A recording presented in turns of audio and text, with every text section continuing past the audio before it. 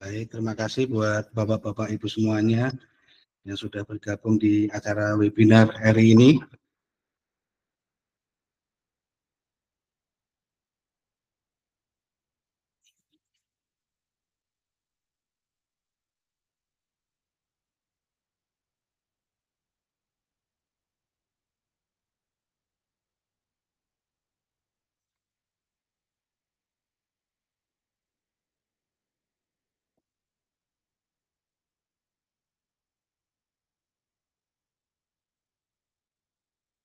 Baik, terima kasih buat teman-teman semua yang sudah bergabung di acara webinar hari ini. Mungkin sambil menunggu teman-teman yang lain bergabung, mungkin langsung saja saya buka dulu ya untuk webinar hari ini. Selamat siang, salam pengusaha muda, hadirin yang terhormat dan seluruh peserta webinar yang kami hormati. Puji dan syukur kita panjatkan kehadiran Tuhan Yang Maha Esa atas limpahan rahmat dan karunia-Nya sehingga kita dapat berkumpul pada acara hari ini dalam keadaan sehat walafiat. Perkenalkan, nama saya Widiaji dari Sales Konsultan Ismisoft dan saya akan menjadi pembawa acara hari ini. Webinar ini diselenggarakan oleh Ismisoft Indonesia. Apa itu Ismisoft ya? Sistem kasir yang terintegrasi dari back office sampai laporan keuangan sehingga membantu business owner untuk membuat suatu keputusan dan strategi untuk meningkatkan profit usaha. Untuk tema webinar siang ini adalah perhitungan HPP dan food cost yang ideal. Cari cuan bareng Ismisoft dan konsultan FNB.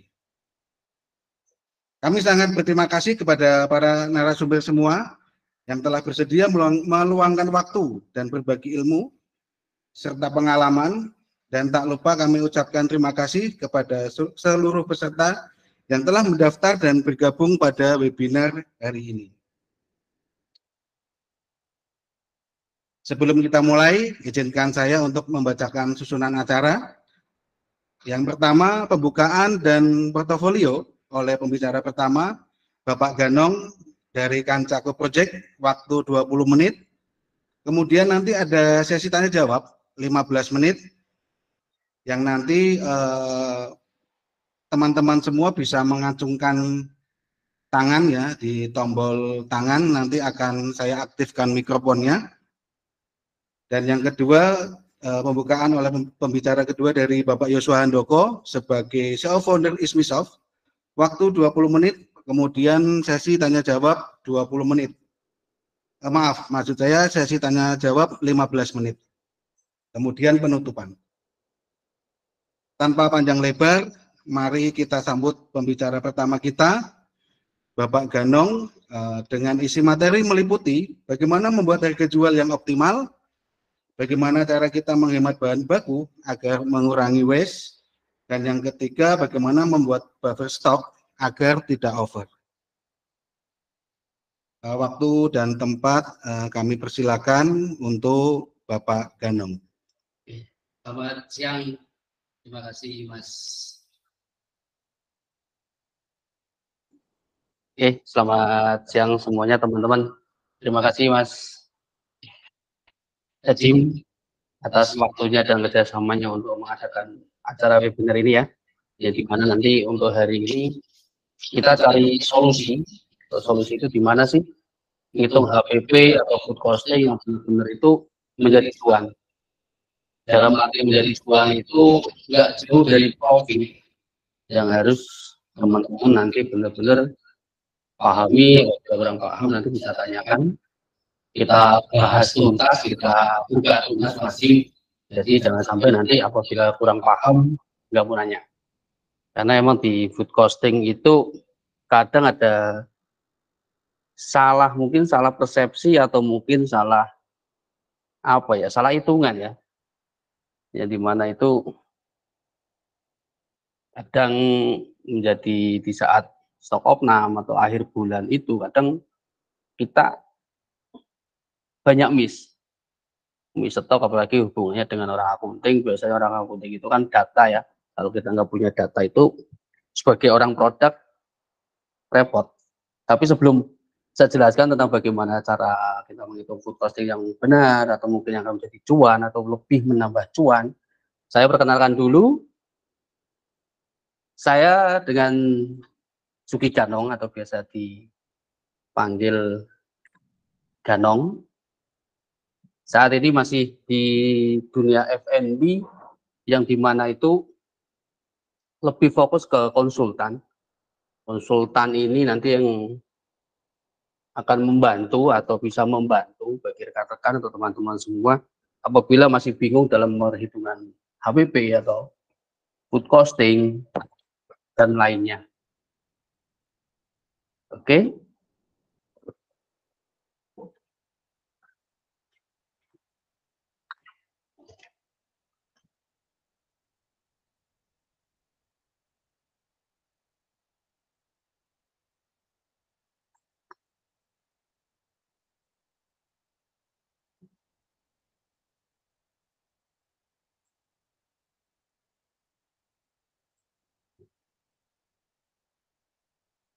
Oke, teman-teman, untuk profil saya sendiri, jadi ada beberapa di sini yang saya masukkan dan kalian teman-teman ini tahu atau paham, jangan sampai nanti siapa nih pembicara kita, terus bidangnya apa, kurang lebih pengetahuannya sampai mana. Nah, ini untuk awal mula karir itu di segi dunia F&B itu saya pernah gabung di sebuah perusahaan, mungkin dari teman-teman sudah pernah atau mungkin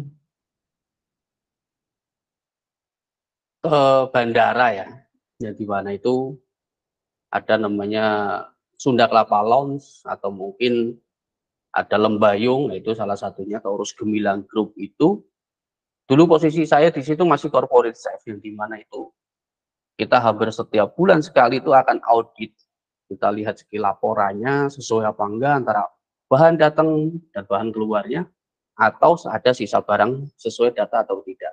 Nah, setelah itu lambat tahun sempat saya masuk ke Wali Group, yang di mana itu UKM yang memiliki 45 outlet. Nah, itu salah satunya membenarkan manajemen atau secara pembukuan kurang lebih hampir 1 tahun, yang dimana itu emang kalau kita usaha nggak punya cara atau mungkin belum punya cara untuk menghitung yang benar itu kan agak repot ya. Nah, jadi ada beberapa referensi ini kita emang benar-benar lebih ke penghitungan itu entah itu barang, modal HPP itu hosting dan lainnya. Nah, setelah itu sempat juga kita di Aliana Resort Temanggung, yang di mana itu kita setup manajemen. Namanya manajemen itu sebelum kita buka harus kita siapkan semua data-datanya, yang di mana ini apalagi hotel ya, hotel itu kan banyak subnya, apalagi tentang masalah food cost atau HPP dan lainnya. Nah, terus untuk saat ini masih berkecimpung di dunia F&B dan menjadi atau memandatkan teman-teman itu untuk ngurusin organisasi, yang dimana organisasi itu tukang masak semua. Jadi saya mandati untuk mengurus Jawa Tengah itu kurang lebih hampir 100 tukang masak, yang kadang kita emang lebih banyak sharingnya, banyak koordinasinya, banyak tanya jawabnya di situ. Nah, oke, saya lanjutkan lagi tentang konten hari ini, perhitungan HPP food costing yang ideal. Seperti apa sih atau bagaimana sih caranya, atau plafon apa yang harus kita buat, atau mungkin strategi kayak apa nih untuk menghitung HPP atau food costing tersebut. Karena emang di HPP dan food costing ini beda tapi hampir mirip, karena emang di HPP ini kalau pengertian saya itu lebih cenderung harga pokok ya, atau harga beli bahan yang kita hitung. Nanti saya kasih contoh Excel-nya ya, kita bahas bareng, nanti saya kasih soft copy-nya, nanti lewat Mas Jim sebagai host, nanti monggo Mas untuk Excel-nya mau di share ke teman-teman seperti apa caranya, atau ada game apa, monggo Mas, nggak apa-apa.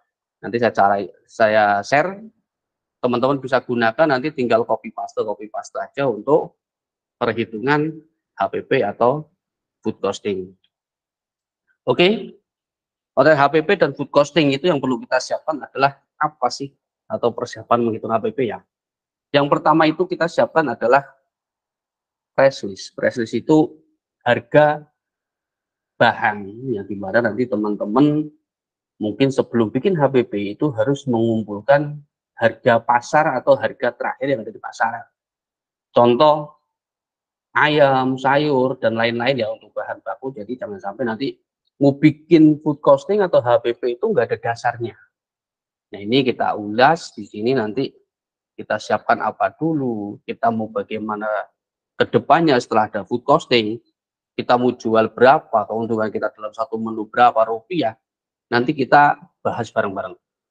Oke, setelah price list ini atau bahan baku ya, bahan baku yang ada di pasar, nanti semisal sebelumnya harus survei market, kumpulkan data-data barang, harga barang semuanya. Biasanya kalau outlet, resto, cafe atau yang lain, biasa ada purchasing, tukang belanjanya.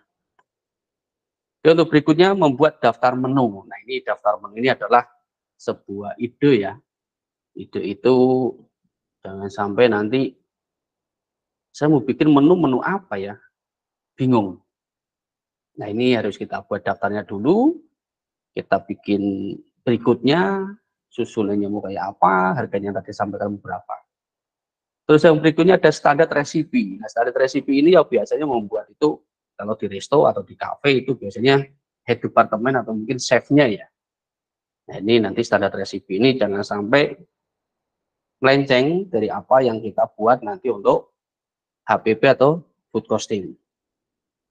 Nah, standar resipi ini nanti saya sharing ada beberapa cara agar kita tidak ada miskomunikasi atau misdata di saat adanya stok opnam di akhir bulan. Yang berikutnya kita membuat resipi WIP atau working process. Nah, ini apa sih WIP ini? WIP ini kalau biasa saya lakukan itu, contoh nih, kita mau membuat menu spaghetti bolognese. Nah ini kan ada dua unsur ya. Di salah satu bahannya ada namanya pasta, yang keduanya ada saus, yaitu yang disebut saus bolognese. Nah ini banyak manfaatnya kalau teman-teman nanti mau bertanya atau mau tukar pendapat atau sharing. Hari ini banyak banget nih kita bongkar tentang masalah HPP dan food costing, karena emang di WIP ini banyak juga caranya. Terus membuat daftar menu, kenapa harus jadi daftar menu nanti ke food costing atau HPP. Nah ini terus nanti di Excel saya yang sudah saya siapkan di sini, nanti banyak banget caranya, subnya, yang pasti nanti akan bikin teman-teman itu lebih gampang dan tambah cuan karena nggak ada miss dalam menghitung HPP atau food costing. Oke. Mungkin sebelum saya ulas di Excel-nya Mas Jim, ini nanti bisa dikasih ke teman-teman untuk menanyakan sesuatu, nggak apa-apa Mas Jim. Sebelum kita ulas berikutnya ya, agar nanti teman-teman, oh ini kendalanya selama ini nih. Oh atau mungkin ada yang belum punya resto atau coffee shop atau yang lain, mungkin pengen membuka ke depannya harus bagaimana, siapa tahu nih Mas Jim ada yang mau menanyakan seperti itu, kita buka dulu membuat untuk teman-teman dulu Mas Jim.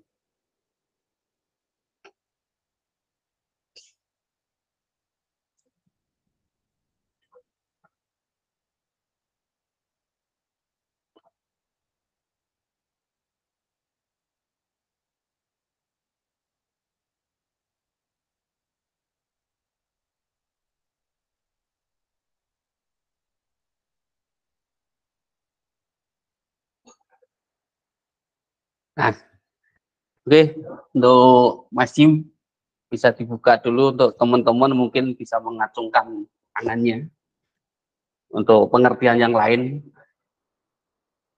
Atau ada yang mau menanyakan dulu sebelum saya ulas tentang masalah food costing atau HPP? Nggak ada ya, saya lanjut ya. Oke, kenapa tadi ada beberapa poin? Yang pertama adalah kayak master item atau price list. Price list ini yang di sini saya tuliskan adalah master item ya teman-teman. Master item itu apa sih? Master item itu kurang lebih adalah bahan baku yang akan kita gunakan untuk kebutuhan food. Oke, untuk master item ini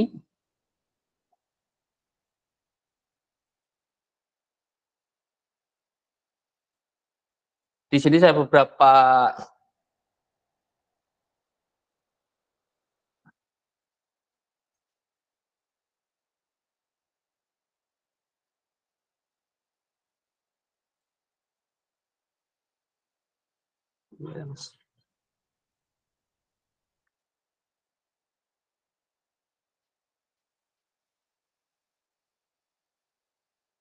nah, ini ada beberapa contoh ya. Nanti untuk nama item mungkin dari teman-teman bisa dimasukkan sesuaikan kebutuhan yang ada di tempat atau outlet masing-masing.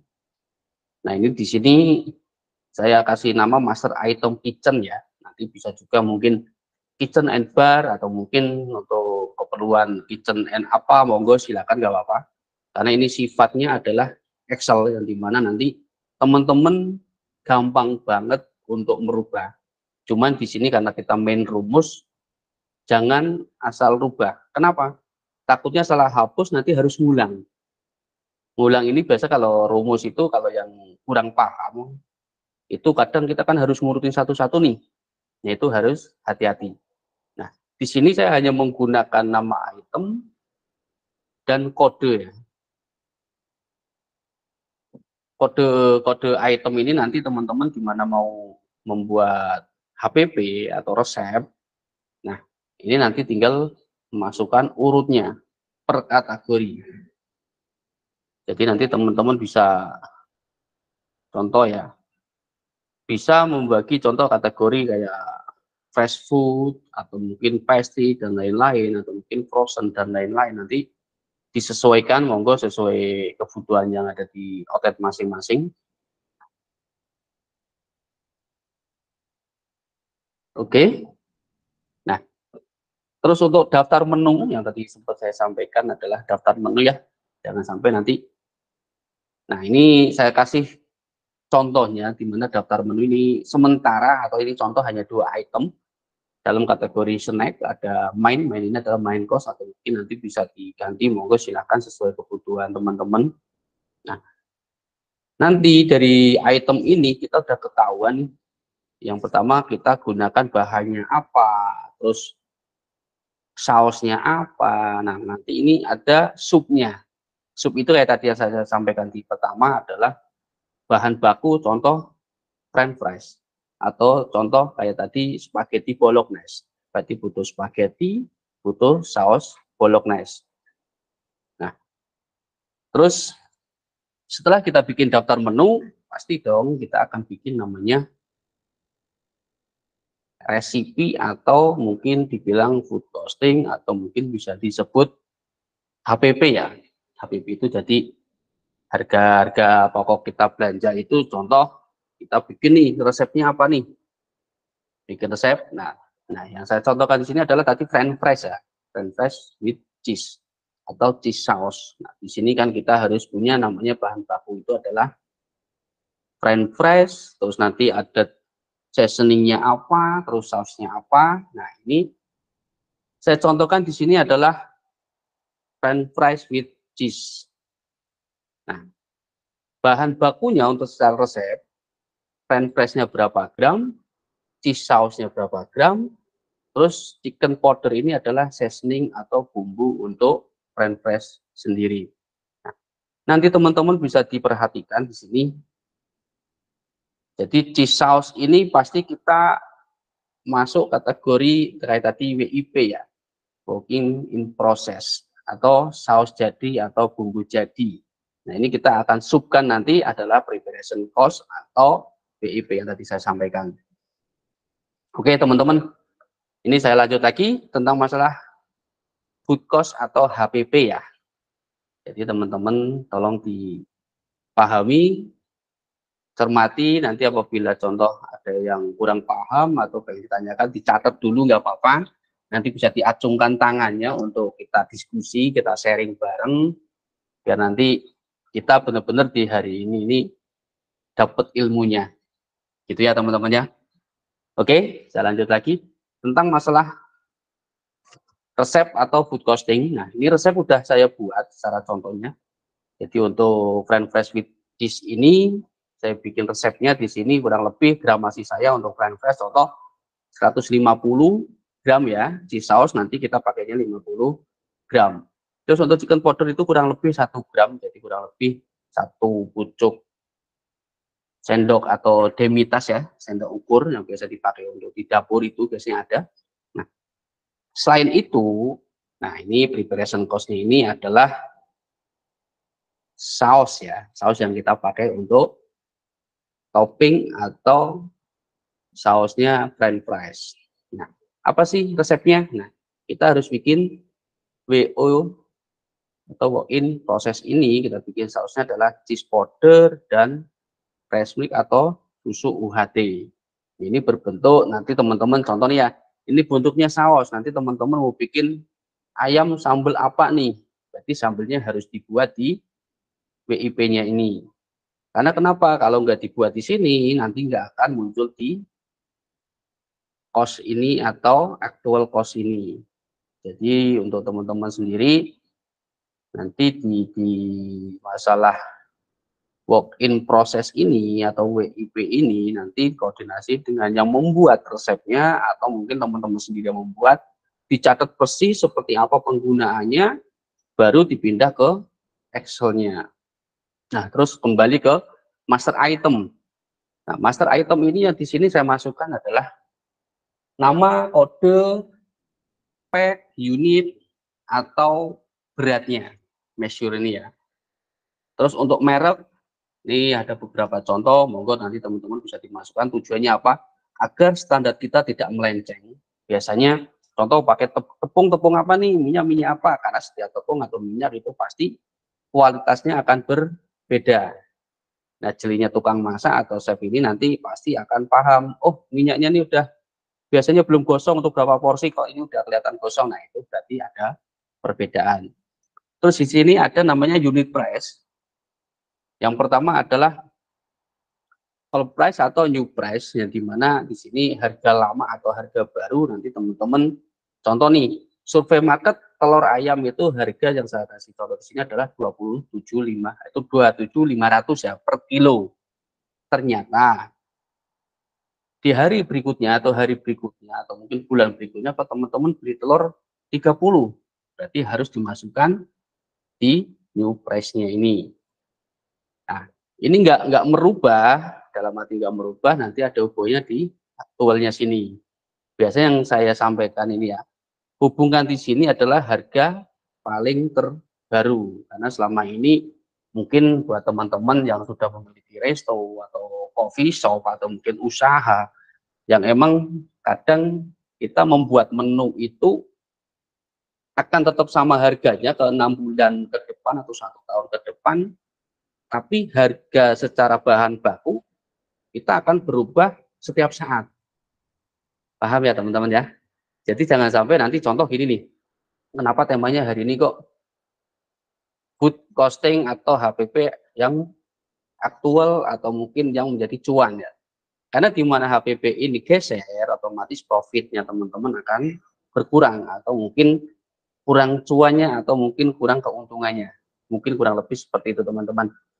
Jadi nanti teman-teman hanya bisa memasukkan harga lama atau harga baru, item, dan kode. Nah, kode yang ini gunanya untuk apa sih? Nah, kode yang ini nanti hanya kita masukkan, contoh nih, teman-teman mau bikin resep atau HPP atau food costing ya. Teman-teman tidak memasukkan di nama itemnya ini, tapi hanya masukkan di kodenya saja. Karena kalau di item ini sudah dibuat rumus ya teman-teman ini ya, kelihatannya. Jadi kalau bisa ini jangan sampai kehapus. Kalau kehapus nanti pasti akan mengulang. Mending kalau mengulang, kadang kita akan error sampai ke belakangnya. Ini akan nyambung nanti ke masalah COG, S-nya produk atau keuntungan dan marginnya. Nanti ke sini larinya teman-teman. Oke teman-teman, kita bahas lagi tentang masalah master item atau harga bahan baku ya. Oke, untuk harga nanti yang pasti teman-teman gunakan gram atau mili atau pieces ya. Karena yang saya buat di sini adalah nominal yang paling kecil. Jadi teman-teman jangan sampai salah masukkan, misal 1 kilo hanya disingkat 1 titik atau 1,5 kilo hanya 1,5 gitu ya teman-teman ya. Oke, saya lanjut lagi teman-teman tentang masalah preparation atau actual cost-nya ini, yang dimana HPP dan food costing itu perbedaannya sih tipis banget teman-teman. Actual cost ini kurang lebih sama seperti HPP, yang dimana harga pokoknya. Jadi teman-teman kalau bikin contoh kayak tadi french fries with cheese ini, kita item bahan, kita gramasinya berapa, terus harganya berapa, ini udah rumus semua teman-teman. Jadi nanti jangan sampai kerubah, kalau bisa hanya dirubah quantity ini sama rumusnya saja. Nah ini yang saya biasa gunakan di sini, yang saya tandain kuning ini adalah HPP. Jadi modal kita berapa toh? Berapa dalam satu porsi, contoh gitu. Jadi di sini yang kita bikin french fries di sini adalah 3.360, sekian-sekian. Nah, terus ada lagi kategorinya adjustment cost, ini adalah untuk penambahan beban di mana suatu saat teman-teman, contoh nih, beli garam yang biasanya 500 jadi 550, berarti ada kenaikan. Dengan adanya adjustment cost ini atau tambahan loss-nya ini saya masukkan 20%. Itu kalau menurut saya sih maksimal ya teman-teman, jangan sampai lebih dari 20%, karena nanti hubungannya sama price list-nya atau harga jualnya akan tinggi. Mungkin 10% monggo nggak masalah, tapi kalau bisa jangan lebih dari 20 atau 25%. Nah, terus yang berikutnya di sini saya masukkan adalah actual cost. Saya tambahin 10%. Kenapa actual cost ini? Saya bilang di sini lebih cenderung adalah kayak ini, kurang lebih yang 20% adjustment ini untuk membackup namanya saus. Biasanya kalau kita prepare pasti ada yang nempel di mangkok atau mungkin nempel di tempat yang lain. Itu ya teman-teman ya. Nah, terus di sini saya masukkan lagi kategori ada potensial cost 25%. Dalam arti ini adalah biasanya yang kita lakukan tuh di resto atau di cafe atau di hotel itu adalah biasanya kalau bulan costnya berapa teman-teman, biasa gitu ya. Jadi di sini pengertiannya adalah cost kita semakin rendah berarti profit kita semakin tinggi. Contoh kayak gini, 25% berarti keuntungan kita dari 3.900 berapa persen kan kelihatan ya. Nanti saya kasih tahu tentang masalah COG-nya. Oke teman-teman, ini masalah resep dan food costing kurang lebih seperti ini. Terus nanti kita lebih ke COG-nya. Nah ini Busol analisisnya ini adalah contoh kayak tadi french fries, teman-teman mau jual berapa, actual cost kita modalnya sekian, kita contoh di sini saya jual 25.000 ya, margin profit sekian ribu kurang lebih. Nanti kalau teman-teman di outlet atau mungkin di tempat usahanya teman-teman ada servis, tag atau apa tambahan, monggo ditambahin nggak masalah, di sini tinggal diganti. Nah nanti harga jual kita kurang lebih sekian ribu sudah termasuk tag and service. Kalau enggak, kita jualnya hanya di selling price ini. Itu teman-teman, jadi harga per porsi kita tahu profitnya berapa, barang yang digunakan apa aja ketahuan kuantitinya. Nanti suatu saat ada kesempatan lagi kita bahas masalah covering atau stok agar tidak melebihi dari capacity costing ini. Itu ya teman-teman ya. Oke, jadi dari beberapa contoh yang tadi saya sampaikan atau saya beri tahu ke teman-teman ini, semoga dapat dipahami ya teman-teman ya. Jadi nanti untuk rumus Excel ini teman-teman bisa mendapatkan nanti Mas Jim sebagai hostnya, nanti monggo Mas Jim bantu teman-teman agar bisa mendapatkan ini dengan cara bagaimana. Gitu ya teman-teman ya. Oke, kalau kurang paham nanti kita di section tanya jawab, sampaikan saja nanti, atau mau ide apa atau mungkin mau apa ya istilah katanya, ada permasalahan apa sih di outlet, tanyakan aja nggak apa-apa. Gitu ya teman-teman ya. Saya kembalikan dulu Mas Jim sebagai host, monggo Mas Jim bisa dilanjutkan lagi.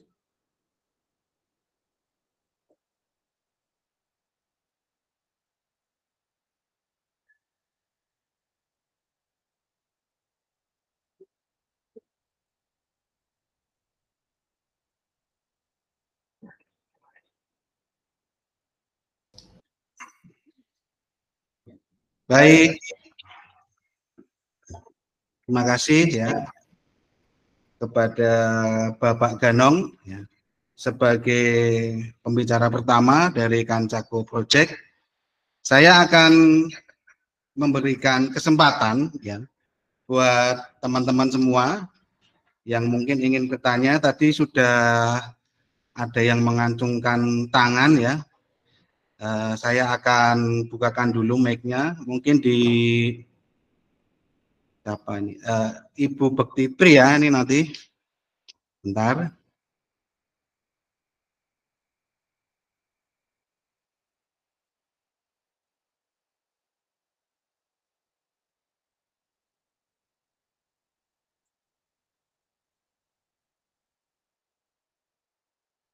Ya, silakan Ibu Bekti bisa mengaktifkan mikrofonnya.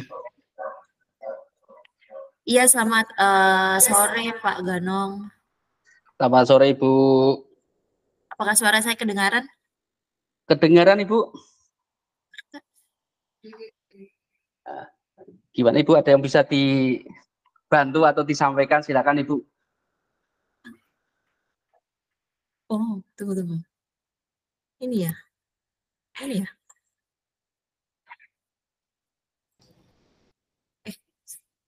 Silakan Ibu. Iya, sebentar Pak, sebentar. Apakah udah kedengaran Pak? Sudah Ibu. Sudah jelas. Iya, terima kasih Pak Ganong. Saya mau bertanya tadi di apa namanya di Excel tadi saya lihat ada potensial cost ya. Betul. Nah, itu potensial cost itu yang termasuk di situ apa saja? Kemudian tadi saya lihat dia persentasenya 25% ya Pak. Iya. 25% itu adakah perhitungannya atau kita menentukan sendiri atau bagaimana? Kemudian kalau tadi saya lihat lagi juga di bawahnya itu ada yang COGS itu ya, itu juga 25%. Itu gimana itu Pak? Makasih ya Pak. Oke Bu, saya langsung jawab Bu ya. Bu Bekti, betul ya Bu ya? Oke iya, Bu, iya.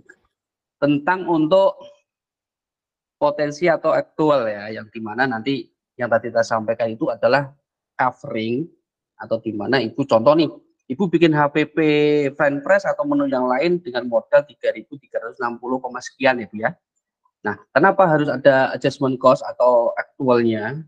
Itu adalah contoh gini Bu, jangan sampai Ibu nanti bikin fan press, ternyata fan press ini ada yang patah, nggak bisa dipakai. Sebelum kita masuk ke masalah kategori waste, biasanya kalau waste itu kan mengurangi stok ya dengan barang rusak ya. Nah, itu kendalanya biasanya kalau selama ini yang terjadi di teman-teman di outlet itu kadang barang rusak itu nggak ada laporan Bu.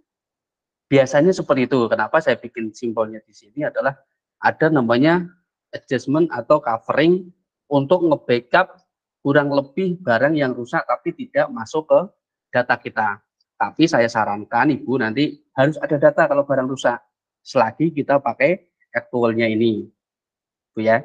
Terus untuk potensial cost atau cost of goods sold-nya ini adalah penentuan Bu. Contoh gini, dalam arti penentuan itu adalah yang tadi saya kasih contoh itu, Ibu mau nyari margin berapa persen toh dari HPP ini atau food cost ini. Yang saya beri contoh di sini adalah 25% Bu ya. Berarti contoh, kalau modal kita 3.360 yang tadi saya sampaikan, kita jual 16.000 nih. Berarti keuntungan kita kan tadi kan larinya ke COGS Bu ya. Jadi jangan sampai nanti COGS-nya kita ini nggak apa ya, kurang, mungkin kurang jalan, atau mungkin kita kurang ini Bu, kurang ada data ya dengan adanya CO gas ini Bu ya. Kelihatan nggak Bu ya? Iya, kelihatan Pak. Kelihatan Bukan ya? bukan yang itu Pak, yang apa namanya? Yang Yang aktual ya. iya ya, Ini ya. yang ini. Oke, untuk aktual ini adalah kurang lebih saya sampaikan tadi adalah untuk cara kita bagaimana menghitung HPP atau food costing. Nah, HPP ini sepengertian saya adalah modal utamanya Bu ya. Jadi Iya. kasarannya beli sayur berapa, 1 kilonya berapa, dijadiin berapa porsi. Nah, ketemunya ini yang saya bikin contoh di sini adalah french fries. Itu adalah hanya menggunakan item menu atau bahan baku ya. Nah, di sini ini HPP-nya Ibu yang 33 sekian itu HPP. Nah, adjustment cost ini adalah covering. Covering itu tambahan ya suatu saat contoh nih Bu, namanya mungkin garam Bu ya. Garam itu kalau kita tuang di tempat mangkok itu pasti tidak akan kembali 100%. Benar nggak Bu? Ya. Ada yang nempel di mangkok lah, istilahnya gitu Bu. Ya, jadi saya buat di sini adjustment cost atau covering yang dimana suatu saat barang itu akan hilang atau tidak menjadi duit atau menjadi profit atau jadi uang. Kurang lebih pengertiannya seperti itu Bu. Oke. Terus untuk potensial cost-nya ini adalah persentase Bu. Persentase ini nanti monggo Ibu mau dibikin 30%, 20%. Karena kalau di bidang resto, hotel biasanya kalau kita secara margin, contoh nih, saya bikin 25% sama 20%. Pasti harga jualnya akan naik Bu ya. Berarti profitnya akan lebih tinggi. Jadi kalau potensial cost-nya Ibu ini nanti jangan sampai dibikin 40% Bu kalau bisa. Kenapa? Karena kalau semakin gede potensial cost-nya ini, berarti keuntungannya semakin kecil. Kecil, betul. Nah, kalau bisa amannya sih semisal contoh 25%. Oke.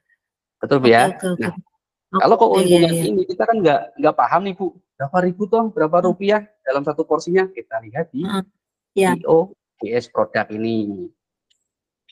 Nah, contohnya ini Bu, modal kita sekian, terus kita mau jualnya berapa ribu, yang disarankan tadi kan di actual cost kita kan 16 Bu ya, itu saran.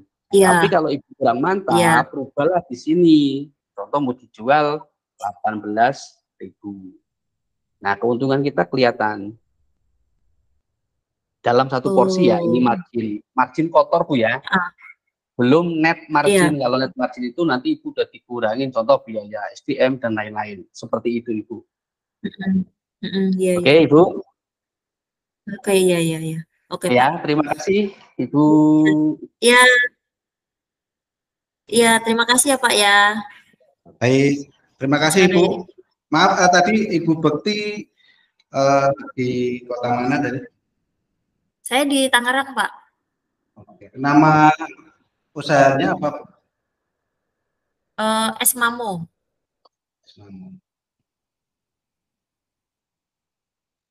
Oke, terima kasih kepada Ibu Bekti. Kemudian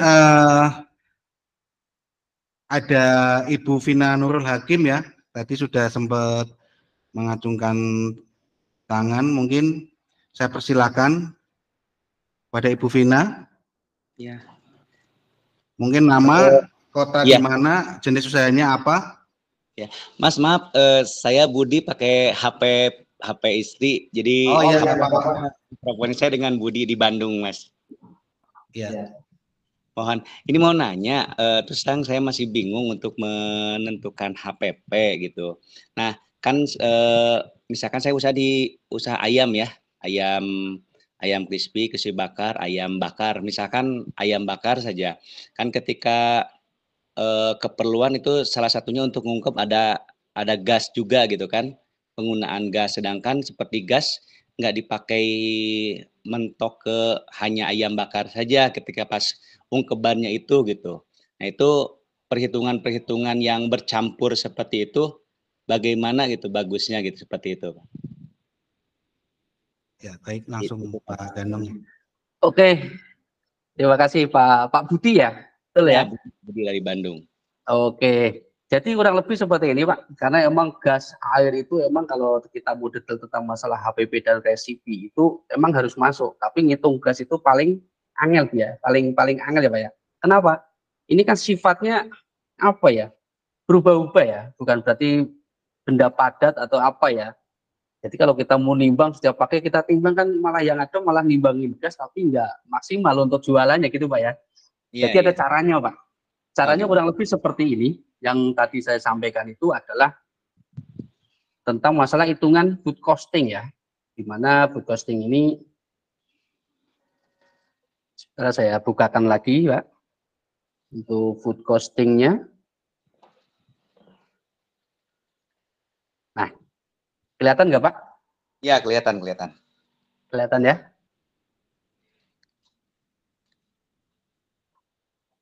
Nah, oke. Kita di actual cost atau di mana di sini adalah HPP bisa, food costing bisa. Nah, ini adalah bahan baku utama Pak ya. Bahan baku utama contoh Bapak mau bikin chicken crispy apa nih? Kentucky kayak atau mungkin geprek. Nah, itu bahannya kita kan jelas Pak ya. Yang pertama adalah ada yang namanya ayam. Ayam itu pakainya pasti pieces, bener nggak Pak? Nah, Iya. pieces itu biasanya kita hitungnya dari ayam per ekor dibagi 4 atau mungkin Bapak mau dibikin 6. Nah, itu kan nanti ketahuan ya. Jadi nanti kalau Oke. Bapak bikin master item, contoh nih di sini bikin ayam. Iya. Nah, ini contoh dibikin di master item ayam boiler ya. Iya. Nah, boiler ini itu pieces atau ekor. Pieces, saya rubah di sini. Nah, sini contoh selama ini dibikin berapa potong Pak untuk ayamnya? 4, 5 atau 12? Saya 8. Nah, bikin 8 ya. Nah, Oke. kita bikin 8 pieces atau 8 potong, anggap aja harga ayam sekarang kalau nggak salah sekitar 34 Pak ya. Iya.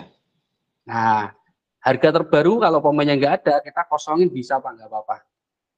Oke. Jadi nanti larinya Bapak ini tinggal nanti di previous apa di actual cost-nya ini bikin nanti kode ayam di sini nih. Contoh kode ayam berapa sih tadi? Kita lihat ya.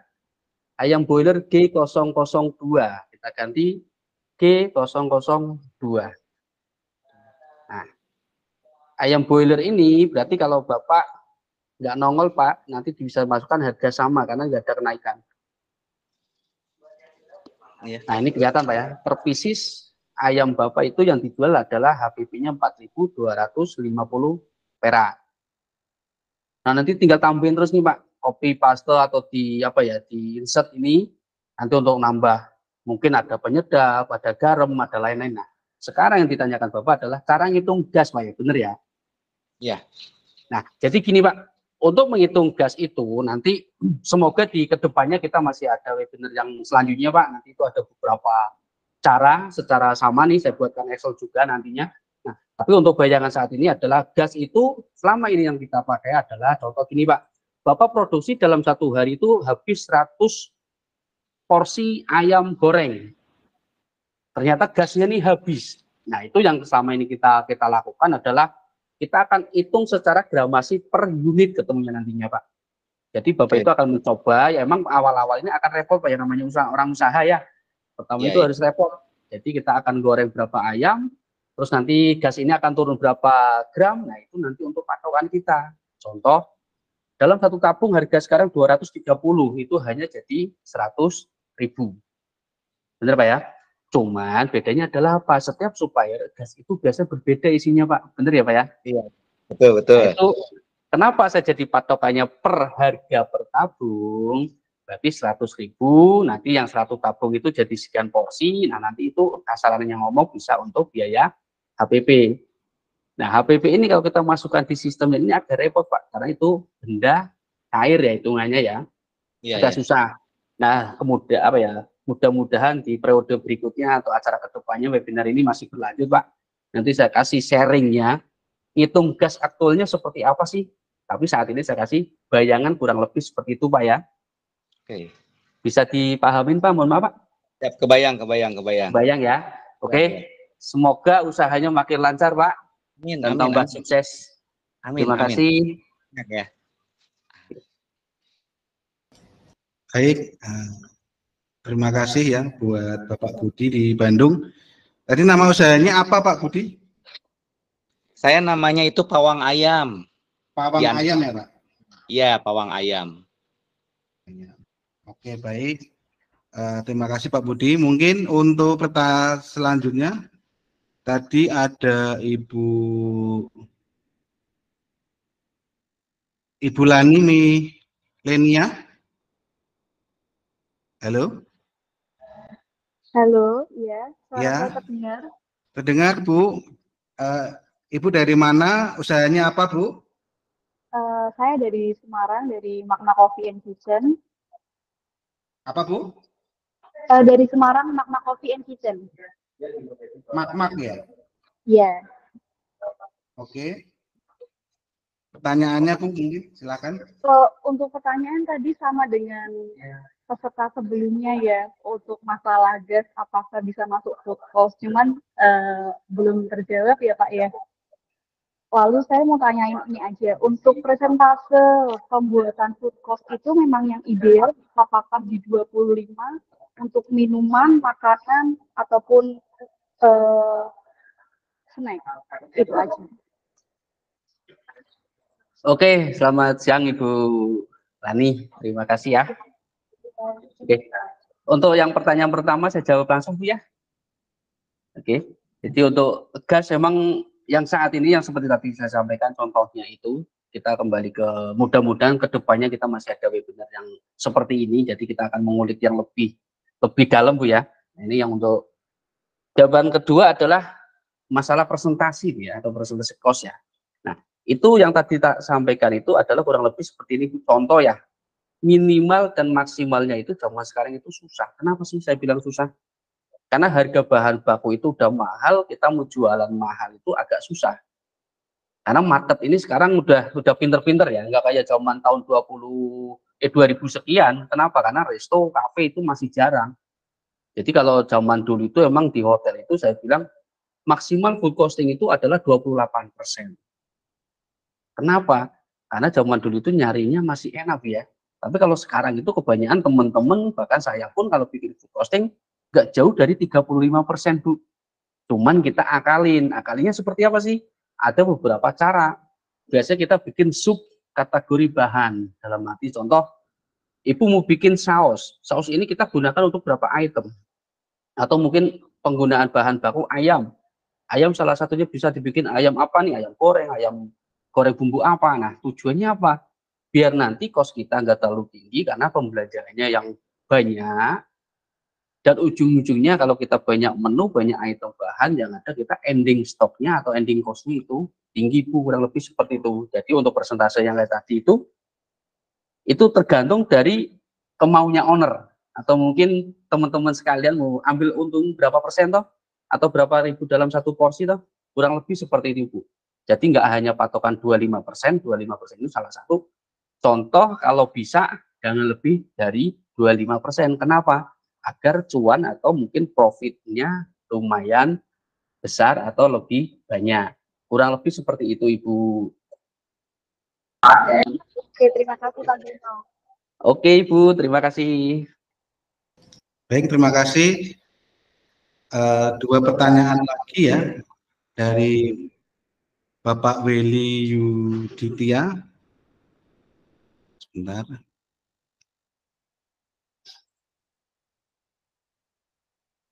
Silakan Bapak Willy. Halo, Assalamualaikum. Selamat siang. Ya, Waalaikumsalam. Bapak Willy dari mana? Usahanya apa Pak? Saya dari Malang. Usahanya Degan Sehati. Oke. Terima kasih sebelumnya atas kesempatannya udah diberikan waktu untuk bertanya. Yang mau saya tanyakan ini kan saya memang cara ngitung bahan baku terutama Pak. Kan bahan baku saya kelapa nih. Dan kadang satu kelapa itu bisa hanya untuk 3 cup saja, kadang juga sampai bisa 6 cup. Nah, acuannya itu lebih baik ngambil yang paling terendah atau bagaimana ya Pak? Untuk menentukan biaya bahan bakunya. Karena kan kadang bisa 3 cup, kadang bisa 6 cup kayak gitu. Itu aja sih Pak, terima kasih. Oke, terima kasih Pak Willy ya. Iya. Oke, saya jawab langsung Pak. Di sini saya buka lagi yang tadi ya.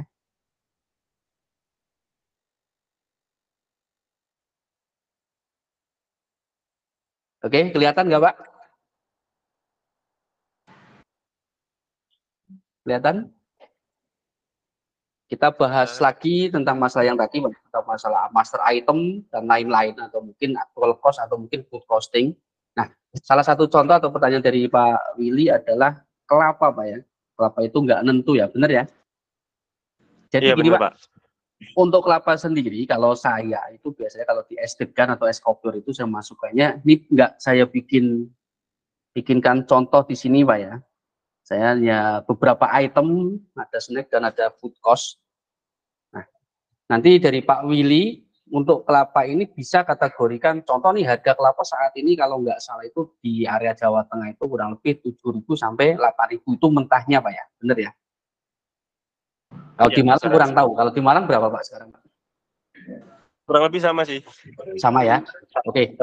Jadi untuk kelapa ini biasanya ada namanya, kelapa itu beberapa item menu itu bisa Pak. Salah satunya contoh kita jual per gelas yang rasa sirup atau rasa apa, itu bisa ya.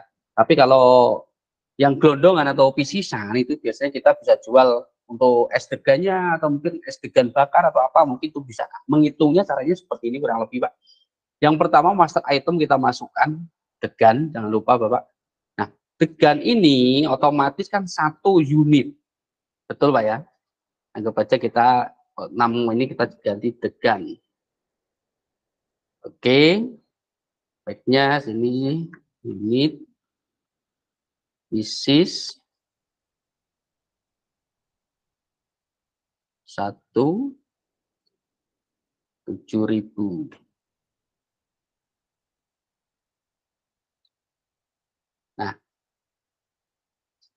Nah gini Pak ya. Ini apabila contoh saya masukkan di sini Pak, ini degan ini contoh aja ya. Jangan sampai nanti judulnya nasi goreng pelangi kok jadi degan. Jangan.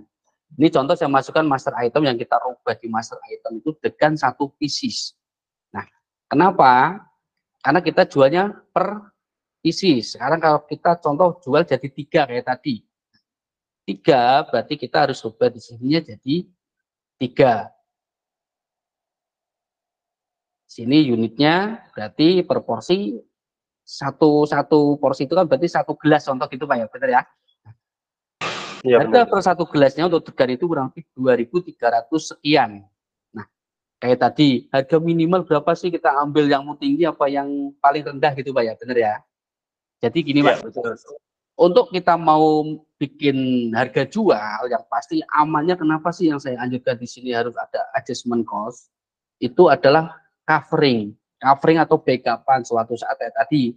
Bapak contoh yang tadi tak kasih contoh kan bikin saus 1 liter kita pindahkan ke mangkok. Ternyata di mangkok itu kita tidak bisa sampai bersih atau keluar semua apa sausnya. Berarti kan ada sisa. Sisa itu contoh 1 sendok, berarti kan bisa bikin untuk berapa porsi. Kan gitu Pak ya. Nah, salah satunya ini kita cover dulu di sini. Jadi contoh apabila Bapak beli degan agak besar bisa jadi 4, agak sedang jadi 3, mungkin agak kecil jadi 2 kan gitu Pak ya.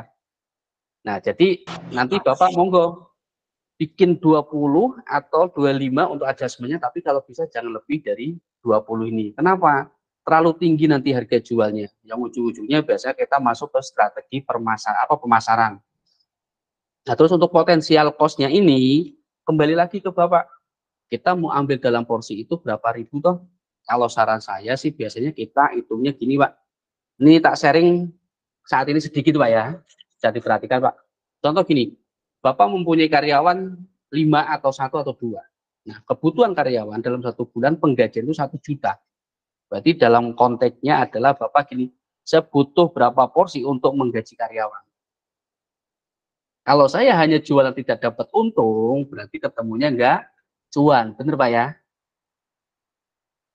Halo Pak?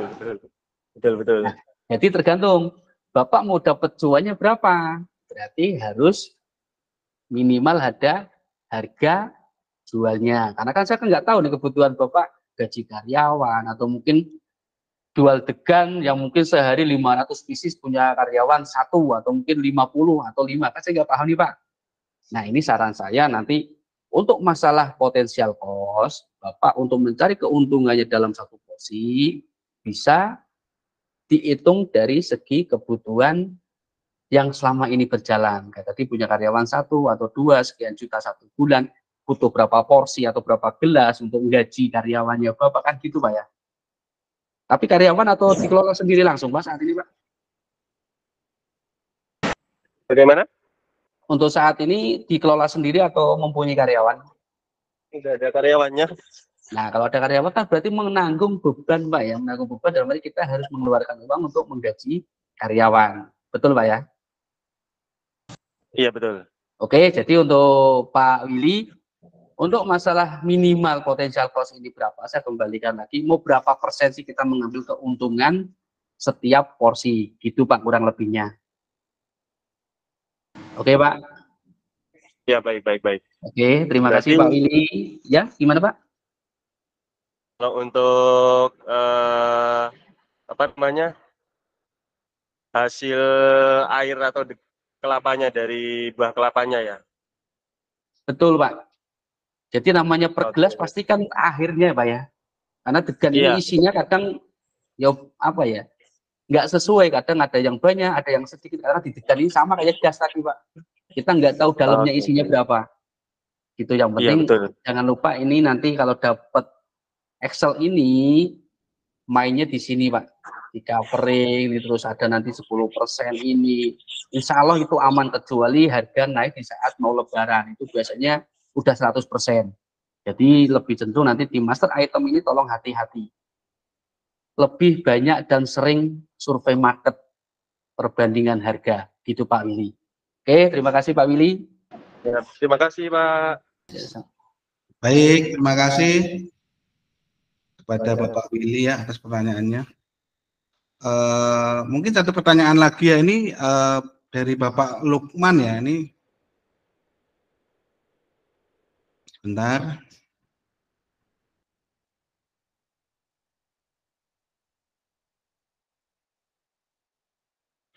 Bapak Lukman.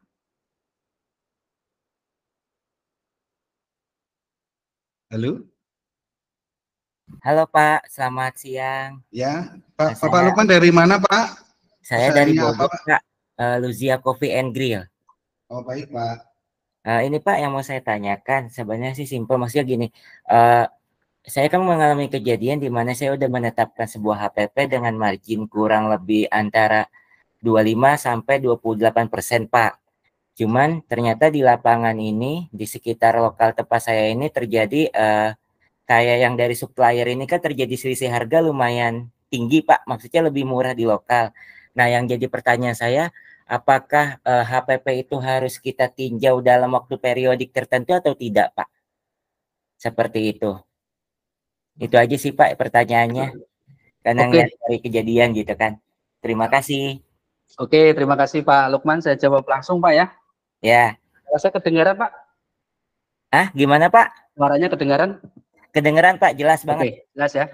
Oke Pak Lukman, jadi gini, untuk masalah survei market itu biasanya kalau apalagi udah resto atau mungkin coffee shop atau cafe yang memang udah mempunyai tenaga spesial ya, contoh entah itu akunting, entah itu processing, yaitu hubungannya kan tentang masalah data atau barang. Itu alangkah baiknya survei market itu minimal sejelek-jeleknya itu adalah 1 minggu sekali Pak. Kalau syukur-syukur nggak terlalu banyak job, bisa setiap hari. Kenapa? Yang tadi saya sampaikan adalah naik turunnya bahan itu kita kadang apa ya, kurang dalam pengawasan.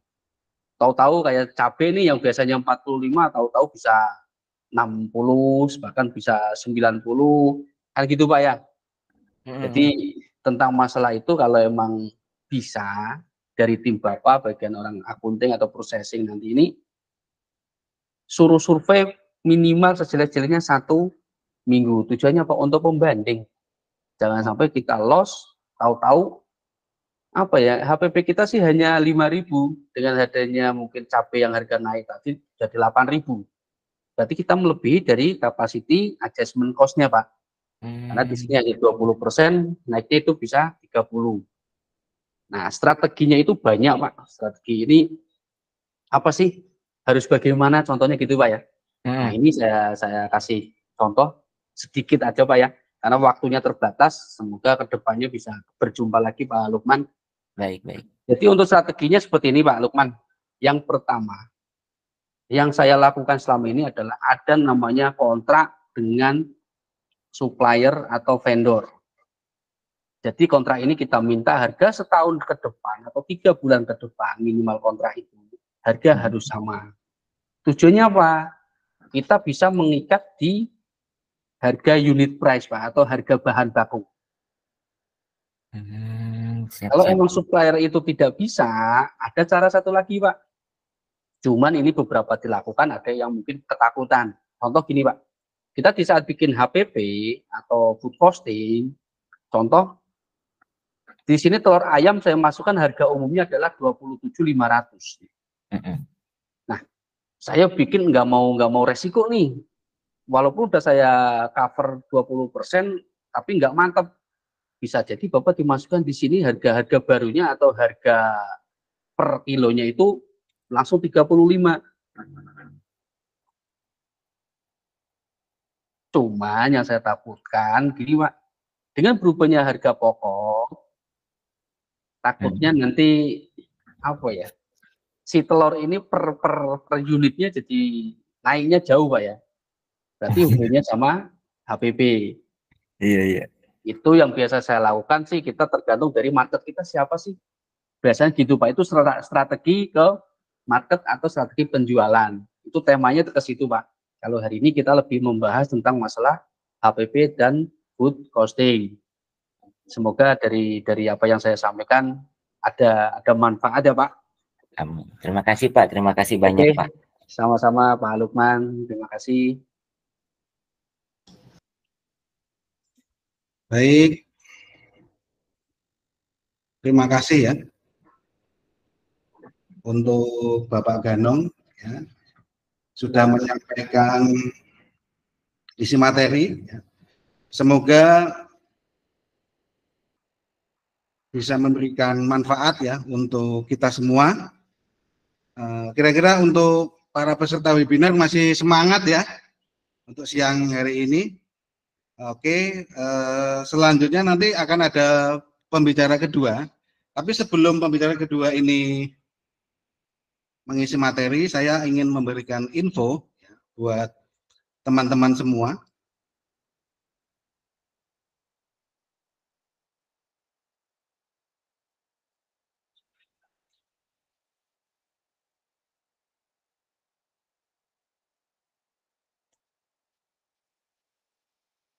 Apakah sudah terlihat belum?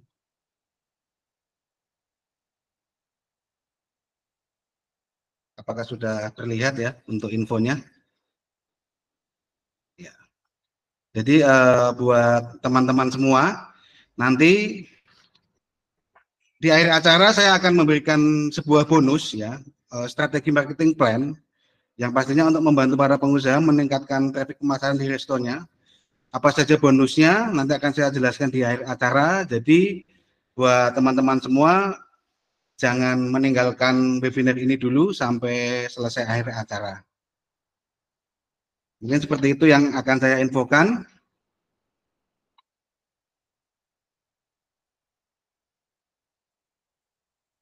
Baik, langsung saja ke pembicara kedua kepada Bapak Yosua Handoko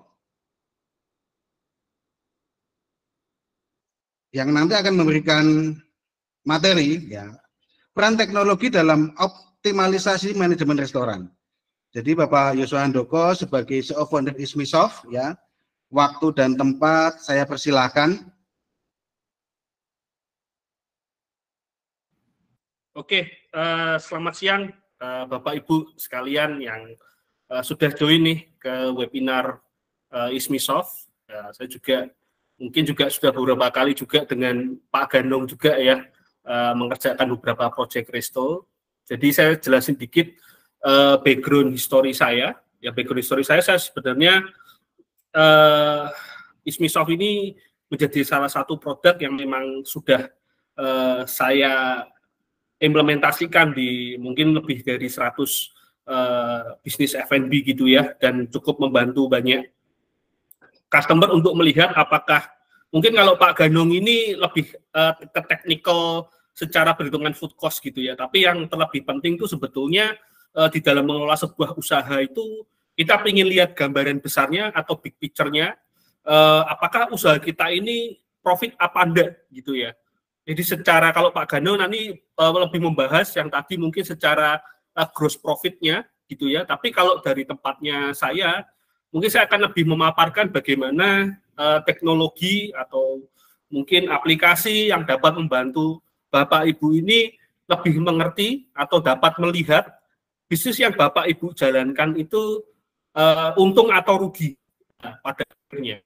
Ya, karena kalau gross profit itu untung, nah tapi belum tentu nanti net profitnya, karena ada beberapa komponen biaya-biaya yang mungkin harus juga diawasi dan berapa persentasenya yang ideal, ya gitu ya. Nah, saya akan coba bagi materi saya.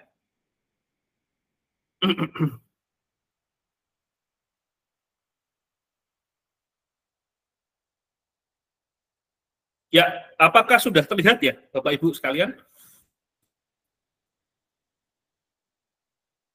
Oke, ya sudah terlihat. Oke, jadi judul materi saya itu peran teknologi di dalam manajemen sebuah resto ya, di dalam webinar Cari Cuan bareng Ismisoft dan konsultan F&B. Nah, di dalam mengelola sebuah resto gitu ya, tadi sudah dapat bagian daripada Pak Ganong bahwa food cost, tapi kita juga jangan lupa bahwa di dalam mengelola sebuah resto itu ada juga yang namanya OPEX. OPEX itu artinya operational expenditure atau pengeluaran secara operasional.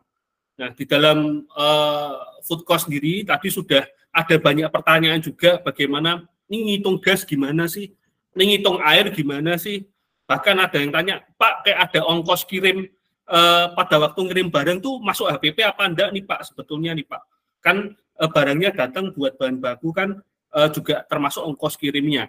Nah, itu semua nanti kita akan jawab juga di dalam materi saya. Jadi di dalam bisnis F&B itu ada food cost dan OPEX gitu ya. Terkadang UMKM atau terkadang restoran itu hanya berfokus bagaimana menciptakan revenue yang besar atau menciptakan pendapatan yang besar gitu. Tapi seringkali mereka tuh lupa atau kita kadang lupa gitu ya bahwa ada biaya-biaya yang harus kita kendalikan gitu.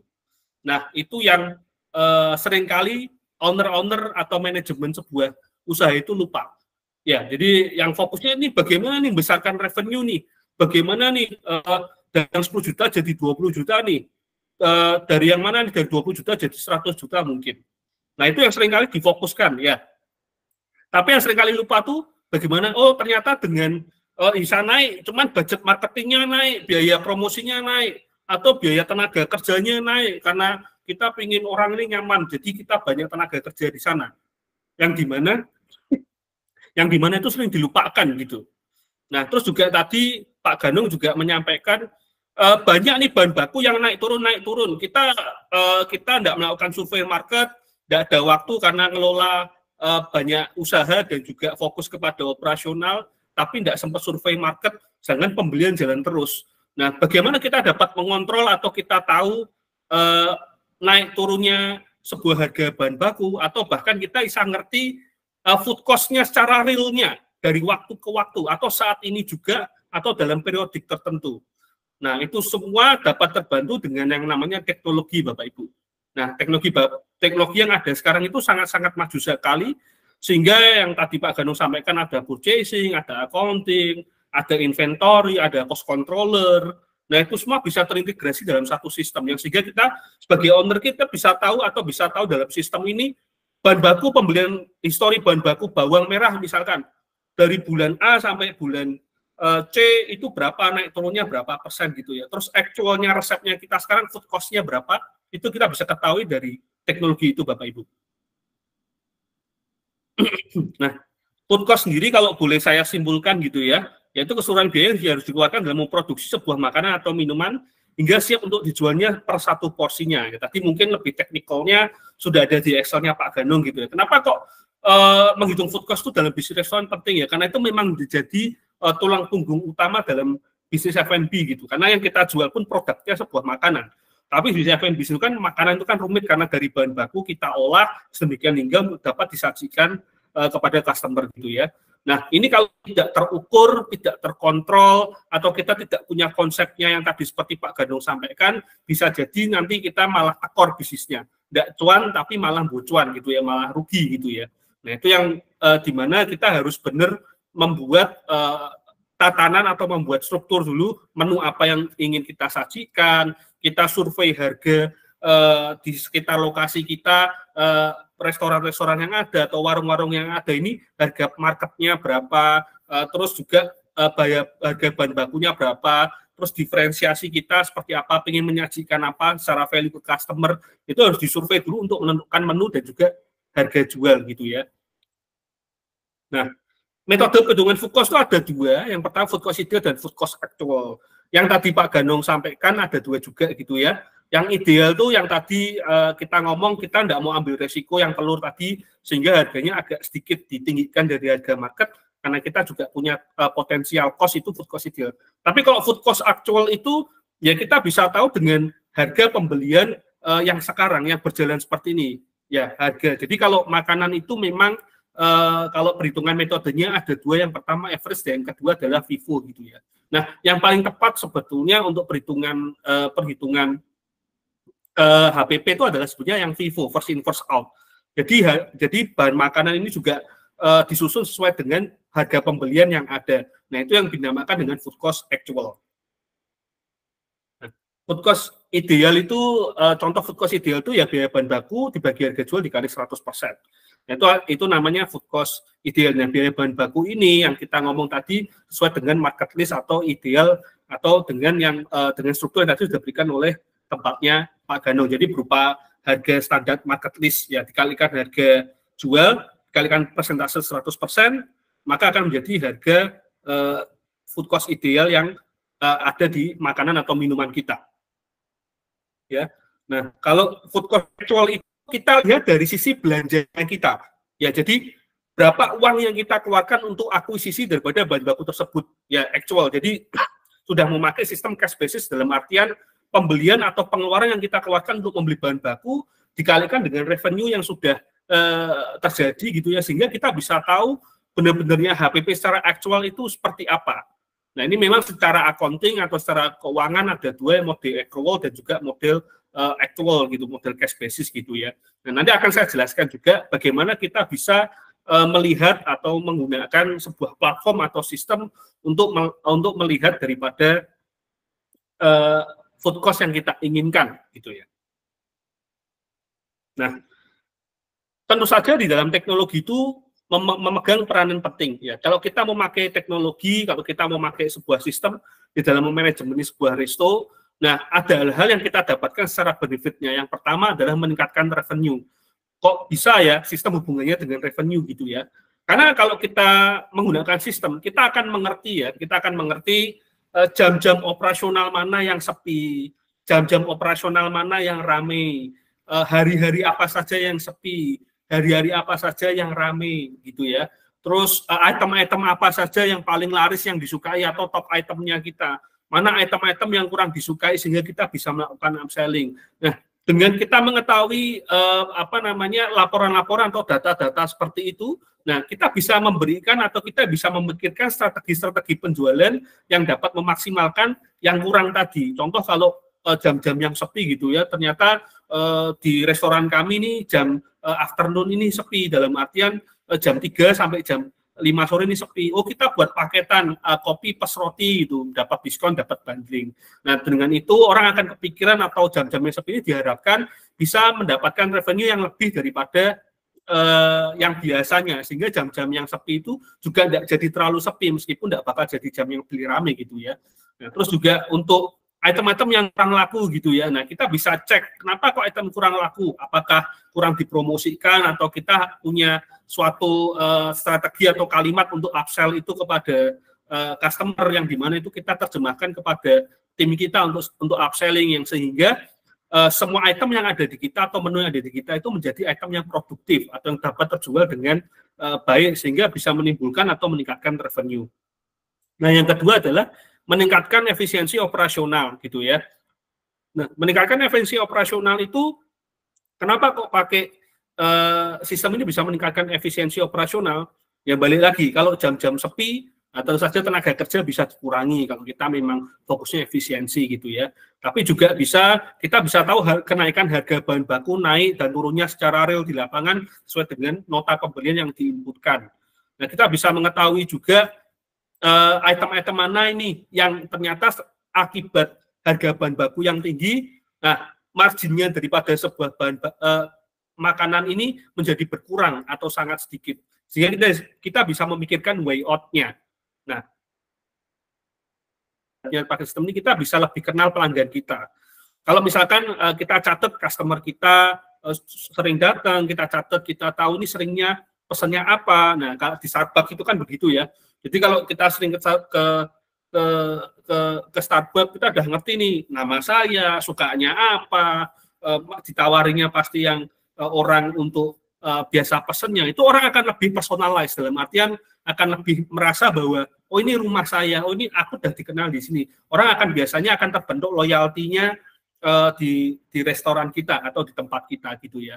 Nah, itu peran teknologi dalam optimalisasi manajemen restoran gitu. Nah ini saya kasih tahu juga, ini salah satu output daripada sistem atau aplikasi yang ada di ISMISoft terkait juga daripada resep. Kalau tadi mungkin Pak Ganong berdasarkan Excel gitu ya. Kalau di ISMISoft ini sudah diinputkan berdasarkan resep yang diinputkan tadi dan harganya yang ada pada unit cost itu akan naik turun sesuai dengan harga pembelian yang dilakukan oleh orang purchasing Bapak Ibu.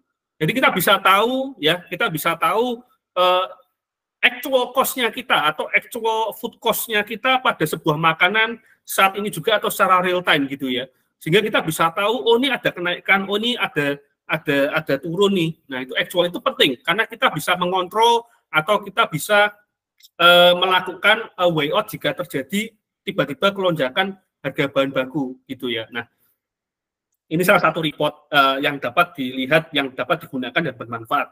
Nah yang kedua adalah kalau secara penjualan gitu ya, kita bisa lihat juga top itemnya apa saja, HPP-nya berapa, sehingga kita bisa tahu margin keuntungannya berapa. Nah, kita bisa kelompokkan yang minuman dan yang makanan, karena biasanya makanan dan minuman ini punya standar HPP yang berbeda. Kalau makanan itu mungkin di angka 30-40%, tapi kalau minuman itu harus di bawah 20%. Yang sehingga nanti kalau misalkan diakumulasikan dalam satu bulan gitu, kita bisa ngerti food cost real-nya kita ini berapa persen yang tadi Pak Ganong sudah sampaikan gitu ya. Nah kalau tidak ada pencatatan atau tidak ada yang kita lihat atau analisanya, nah kita biasanya ngawang-ngawang atau tidak ngerti apa yang harus kita lakukan. Tapi dengan sistem ini kita bisa ngerti apa yang harus kita lakukan. Oh ternyata beverage-nya ini sudah benar. Tinggal cost-nya aja nih, kita harus berjuang memikirkan bagaimana caranya untuk bisa cost down dari food cost-nya sendiri. Nah itu tugasnya aplikasi Bapak Ibu untuk mendapatkan data apa yang kita pelajari, apa yang kita pikirkan, sehingga kita bisa memikirkan way out-nya atau cara memanajemennya. Kira-kira seperti itu. Nah, yang kedua juga kita bisa memantau revenue harian, bahkan nanti kalau misalkan sudah UMKM atau nanti sudah jadi resto, tentunya kita ingin tahu nih berapa yang kita setorkan ke pajak juga. Nah, itu bisa lakukan juga kalau kita punya laporan atau report harian gitu ya. Yang selama ini mungkin masih pakai manual tulisan, masih pakai angka. Nah, kalau pakai sistem tuh kita tinggal tarik reportnya sehingga kita bisa tahu berapa diskon yang sudah kita berikan, kegedean apa enggak, atau karyawan kita ternyata ada kecurangan atau tidak dalam sistem. Nah, ini yang bisa kita lakukan dengan memakai laporan-laporan yang ada pada sistem. Nah, yang kedua juga kita bisa tahu nih, kira-kira kita ingin tahu nih jam-jam mana saja yang rame, yang tidak rame gitu, yang lunch, yang coffee break, dinner, bahkan kalau nanti ada breakfast kita bisa atur untuk jamnya juga, sehingga kita bisa ngerti revenue atau porsi revenue mana yang dirasa kurang, sehingga kita bisa tahu menu-menu apa yang biasanya kita akan lakukan atau perubahan atau inovasi di dalam jam-jam yang akan kita sasarkan kalau masih sepi. Kira-kira begitu Bapak Ibu. Nah, juga sebetulnya kalau pakai sistem kita bisa ngerti karyawan kita juga performanya. Kita bisa memantau bagaimana karyawan ini rajin nggak upselling nih, sumbangsinya di dalam pendapatan bulannya berapa, supaya karena saya percaya di dalam mengelola sebuah UMKM atau kalau kita sudah punya tim gitu ya, manajemen human resource itu juga salah satu yang paling penting selain manajemen daripada produk kita sendiri gitu ya. Manajemen human resource juga penting.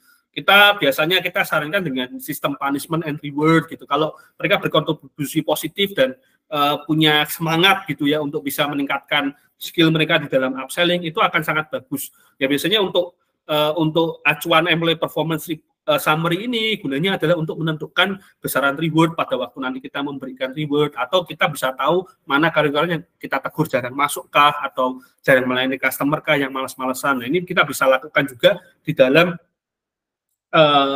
memanajemeni sebuah restoran gitu. Nah, yang terakhir juga dalam reportnya, bukan terakhir sih, tapi lebih ke arah ini juga kita bisa tahu hari-hari mana saja nih, tapi hari-hari mana saja nih yang itemnya kita terjual paling banyak gitu ya. Nah, ini kita bisa lakukan kalau kita memakai sebuah sistem, Bapak Ibu. Nah, itu tentunya kita juga nggak bisa mencatat itu day by day atau secara detail gitu ya. Tapi kalau udah pakai sistem itu akan sebuah output yang otomatis akan Ibu lakukan jika inputnya itu dilakukan di sebuah sistem. Jadi makanya kita ngomong bahwa UMKM di Indonesia pun kita juga sejalan dengan pemerintah, bahwa UMKM di Indonesia itu juga harus mulai go digital, Bapak Ibu, gitu ya. Nah, yang kedua adalah, yang terakhir adalah laporan laba rugi. Ya, jadi laporan laba rugi inilah yang dimana endingannya di dalam sebuah usaha ini kita cek, gitu ya. Kita cek dari pendapatan kita 100% gitu ya, berapa total cost of goods sold-nya, terus berapa persen nanti total gaji karyawannya gitu ya, berapa persen total nanti mungkin juga ada biaya-biaya, mungkin ada biaya air, listrik, internet gitu ya, terus nanti ada repair dan maintenance aset kita kayak kendaraan atau mungkin bangunan kita kadang butuh reparasi atau inovasi atau mungkin dekorasi gitu. Itu perlu dicatat Bapak Ibu, karena itu menjadi salah satu bagian atau salah satu pokok pengeluaran biaya yang ada pada sebuah usaha Bapak Ibu. Ya. Nah, operasional expenditure atau operational expense, kalau food cost tadi mungkin sudah dibahas oleh Pak Ganong, saya mungkin akan bahasnya lebih ke arah ke operasional expenditure, pengeluaran secara operasional gitu ya. Nah, operational expenditure itu dibagi jadi dua Bapak Ibu. Yang pertama direct cost dan indirect cost. Nah, direct cost-nya apa saja pembagiannya?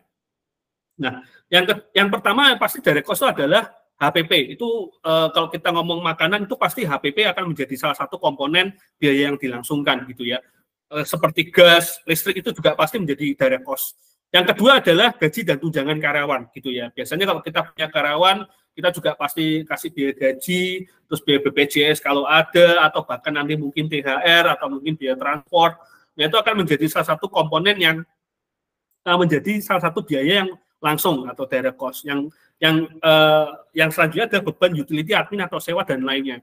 Jadi kalau kita sewa gitu ya, kalau kita sewa itu pasti akan menjadi penghitungan biaya, dan kadang penghitungan sewanya ini juga harus dimanajemeni dengan baik Bapak Ibu, karena sewa kan biasanya kita setahun gitu ya, nah, kita bayar setahun. Nah, pada saat membukukan laporan keuangan itu jangan membukukan biaya uang, misalkan kita sewa setahun 120 juta gitu, jangan biaya sewanya 120 juta Bapak Ibu, tapi biaya sewanya kita gunakan per bulan Bapak Ibu. Jadi per bulan itu kita anggap 10 juta tiap bulan sampai setahun Bapak Ibu. Nah, itu yang akan menjadi perhitungan daripada komponen laba rugi kita, meskipun secara uangnya kita sudah setorkan kepada pihak yang menyediakan sewanya sebesar 100 juta. Sehingga kita bisa tahu di dalam membuat menjalankan sebuah bisnis resto ini kita untung apa tidak. Ya, kita untung apa tidak secara penghitungan accounting, dan itu pun juga sudah melalui standar daripada perhitungan accounting. Nah, kelebihannya juga nih Bapak Ibu gitu ya. Kalau pakai sistem itu sebetulnya enggak perlu juga, aku enggak ngerti accounting Pak, saya enggak ngerti accounting, enggak mudeng apa-apa, tapi saya ingin ada pembukuan yang rapi gitu. Nah, itu juga bisa dibantu dengan sistem, karena kita sistem ini juga sudah bisa membantu Bapak Ibu membuat laporan keuangan secara otomatis, karena Bapak Ibu mengerti accounting gitu.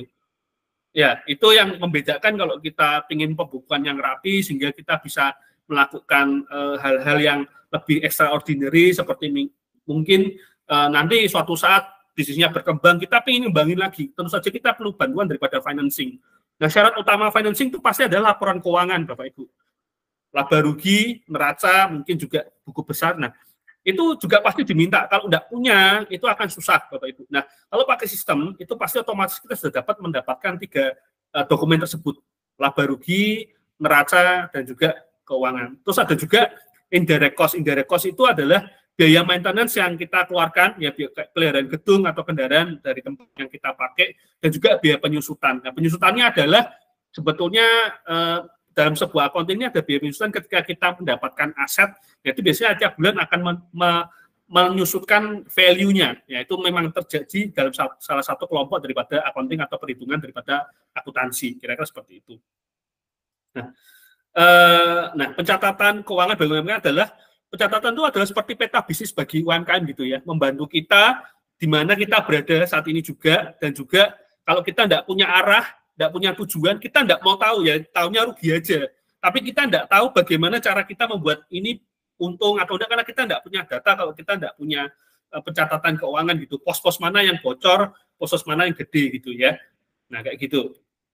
Nah, terus manfaat pencatatan yang baik, nah, memahami apa yang terjadi dalam bisnis Anda, memahami apa yang sedang terjadi secara garis besar, bahkan mikronya, makro dan mikronya, terus juga mendapatkan data yang strategis untuk dapat menentukan strategi ke depan yang lebih efektif dan maksimal.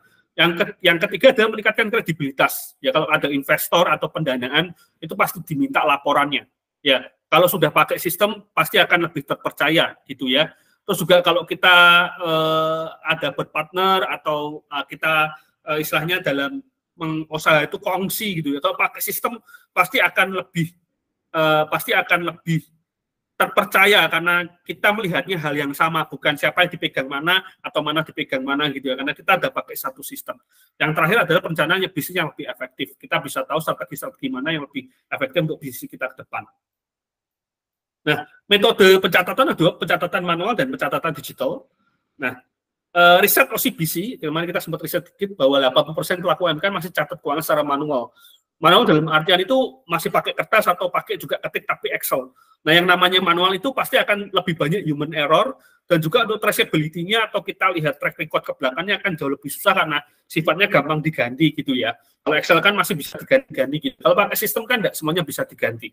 Ya, kira-kira seperti itu. Nah, kalau manual itu memang kelebihannya itu pasti sederhana, gampang karena kita cuma nulis, cuma ngetik gitu ya. Tapi kalau kekurangannya tuh human error-nya tinggi, dan juga kemungkinan kalau hilang kita tidak bisa ngerti. Tidak bisa ngerti atau tidak bisa dapatkan, sehingga ingatan manusia ini sangat-sangat terbatas gitu. Tapi kalau pakai digital itu pasti kelebihannya akurat, efisien, terus juga ada track record yang jelas, baca reportnya juga cepat, narik datanya cepat. Nah, tapi juga kekurangannya adalah biasanya butuh investasi. Nah, itu yang investasi dan dedikasi lebih tepatnya, karena implementasi sebuah aplikasi itu juga butuh waktu, butuh tenaga, butuh mikir juga untuk ditrainingkan kepada karyawan yang ada atau kita sendiri gitu ya. Nah, elemen penting dalam laporan keuangan F&B itu ada 2, neraca dan laba rugi gitu ya.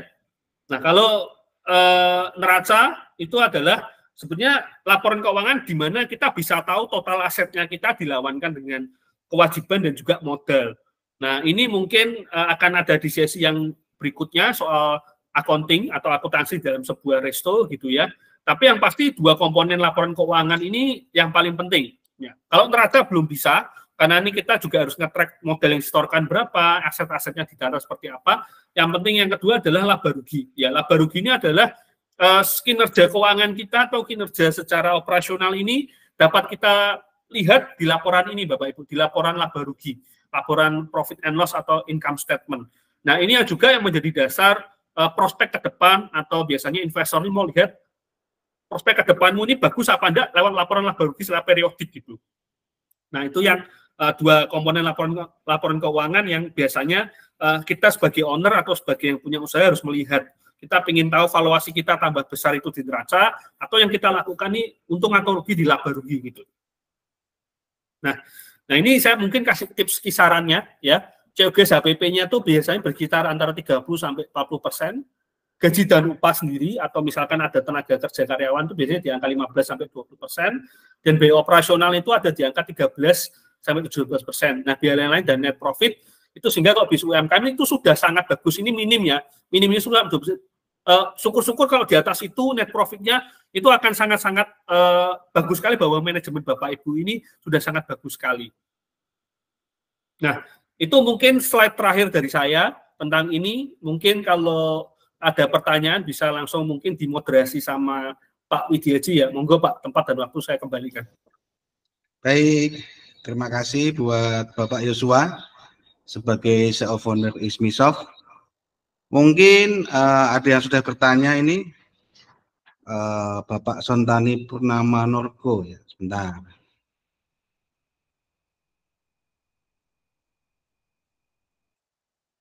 Ada Pak Sontani? Halo? Ya, selamat sore Pak Yosua, Ya. Siapa ya? Widiaji saya Pak.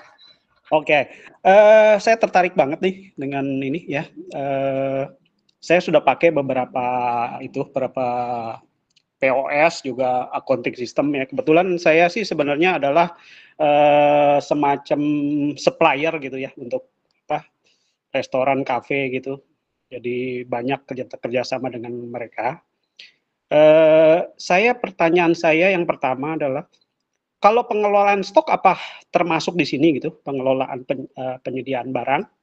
Terus kemudian untuk datanya ini kayaknya di cloud ya, nggak di komputer sendiri ya. Jadi dia harus pakai ada internet kalau saya lihat di situ. Karena yang saya lihat tadi kelihatannya ini sudah menjadi accounting system kayaknya ya, bukan POS gitu. Gimana Pak Yosua? Terima kasih. Ya, mungkin saya langsung jawab gitu ya. Ya Pak, jadi kalau sistemnya kita ini yang ISMISoft ini sebetulnya sudah meliputi semua yang ada di bagian usaha Pak. Mulai dari penjualan, yaitu kita POS, kasir. Yang kedua juga purchase management itu bahkan kita juga bisa sampai level approval ya Pak. Jadi misalkan karyawan yang buat, terus di-approve gitu ya, yaitu baru menjadi purchase order dan bahkan bisa mengirim langsung ke supplier kalau ada emailnya gitu Pak.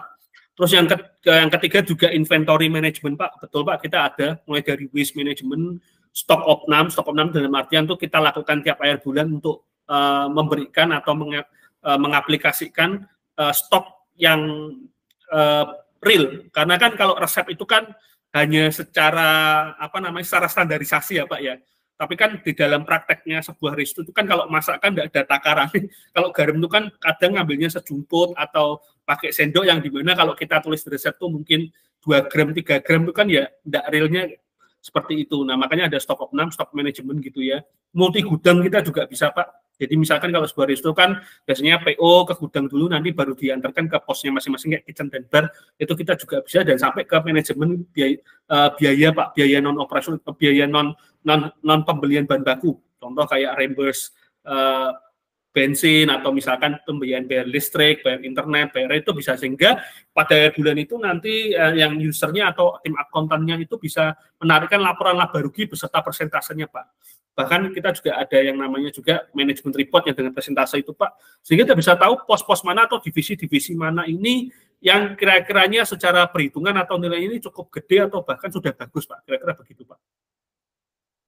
Itu yang pertama ya Pak ya jawaban. Kalau yang pakai yang cloud itu memang kita desain pakai cloud Pak, karena yang pakai karena kita ngomong bahwa sistem itu tidak bisa kita beli terus putus Pak. Ya, karena pada dasarnya di dalam memakai sebuah sistem itu butuh yang namanya maintenance Pak, atau pendampingan Pak.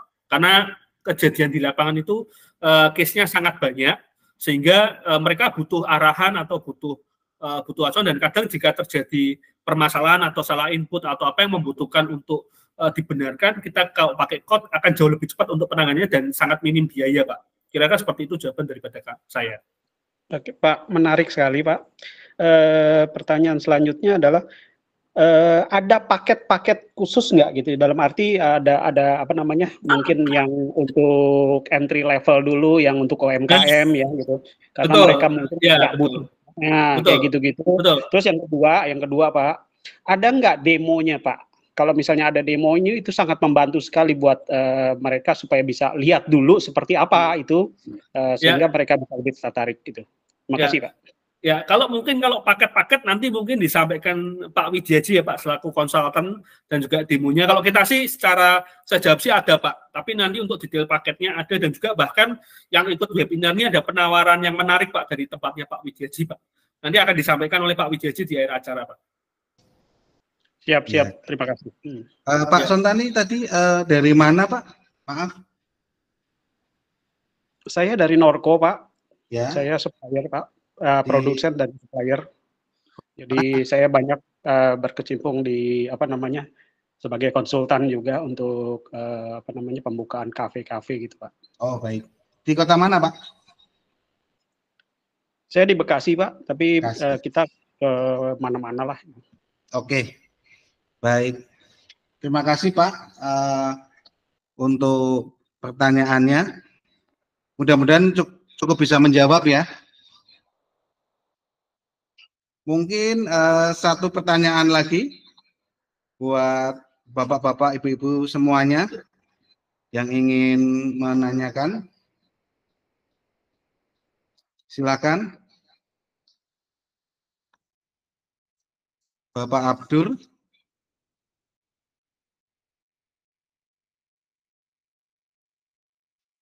Halo.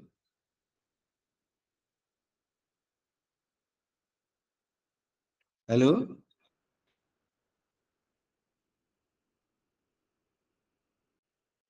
Atau mungkin ada yang lain?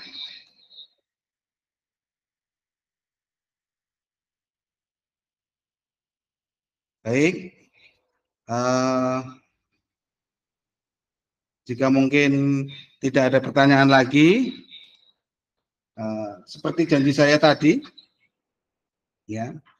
Sebelumnya saya mengucapkan terima kasih ya kepada semua pembicara ya, baik dari Bapak Gandong di Kancaku Project dan juga Bapak Yosua sebagai CEO founder dari ISMISoft. Dan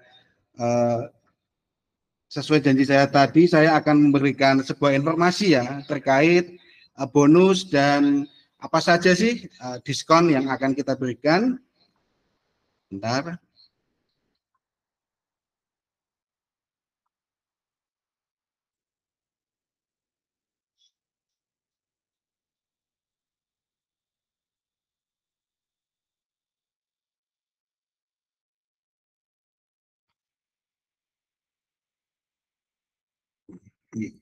Baik, buat bapak-bapak, ibu-ibu semuanya yang nanti akan tertarik ya menggunakan sistem ISMISoft, nanti bapak-bapak ibu semuanya bisa mengajukan demo dengan kita, dan nanti jika bapak-bapak ibu semuanya sudah berlangganan di ISMISoft ya di tempat kita, nanti kita akan memberikan bonus Pak, 5 langkah kami untuk membantu ramaikan bisnis. Jadi yang pertama adalah satu, kita akan merekomendasikan menu viral ya. Jadi nanti kita akan ada tim yang akan membantu, yang akan menggunakan sistem riset ya. Nanti akan kita bantu menu viral apa yang ada di tempat Bapak sehingga bisa kita buatkan ya satu video dan foto menarik ya yang bisa nanti bapak-bapak, ibu-ibu sekalian gunakan untuk posting di sosial media. Ya, kemudian yang ketiga, nanti kita juga akan bantu setting ads placement di sosial media ya, yang pastinya kita akan settingkan cara yang tepat untuk membuat iklan di sosial media. Kemudian yang keempat, kita akan bantu menemukan influencer ya, sehingga mendapatkan jangkauan lebih luas terhadap tempat usaha bapak-bapak dan ibu-ibu sekalian. Dan yang kelima, kita akan bantu meningkatkan review di Google Maps agar bisnis bapak-bapak, ibu-ibu semuanya mendapatkan banyak kepercayaan konsumen. Ya, yang pastinya dengan harga strategi marketing plan yang tadi, ya, itu akan bapak-bapak, ibu-ibu dapatkan gratis, ya, itu senilai 10 juta apabila bapak-bapak, ibu-ibu semuanya berminat dan bergabung di ISMISoft ya, menjadi partner ISMISoft Dan yang pastinya buat bapak-bapak ibu-ibu semuanya yang ingin demo ya, nanti bisa WA langsung ke tempat saya ya di 085 640 92 5528. Yang pastinya akan saya info juga paket-paket apa saja sih yang ada di ISMISoft ya. Kita dari POS sampai inventory, purchasing, dan juga akuntansi. Jadi nanti untuk bapak-bapak ibu-ibu semuanya yang WA ke tempat kami dan ingin demo, nanti akan kita kasih materinya gratis ya. Nanti kita akan kirim juga materinya ya. Syaratnya nanti WA ke tempat saya, kita atur jadwal untuk demo online ya. Setelah demo online nanti akan saya kasih gratis. Dan untuk bapak-bapak ibu semuanya, jika memang tertarik ya untuk bergabung dengan ISMISoft, kita akan berikan bonus ya, strategi marketing plan senilai 10 juta. Mungkin itu yang bisa saya sampaikan kepada bapak-bapak ibu-ibu semuanya.